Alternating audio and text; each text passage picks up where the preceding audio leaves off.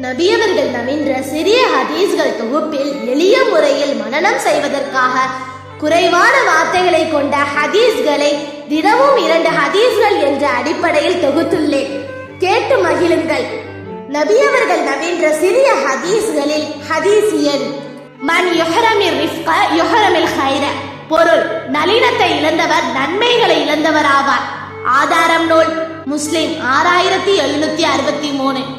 நபியவர்கள் நவீன்ற சிறிய ஹதீஸ்களில் ஹதீஸ் எண் அல் ஹயாஉ லா யஅதி இல்லா பிகைரி. பொருள்: வெட்கம் நன்மையே தரும். ஆதாரம் நூல் புகாரி 6117, முஸ்லிம் 165. நபியவர்கள் நவீன்ற சிறிய ஹதீஸ்களில் ஹதீஸ் எண் அத்இமுல் ஜாயிஆ. பொருள்: பசித்தவருக்கு உணவளியுங்கள். ஆதாரம் நூல் புகாரி 5373.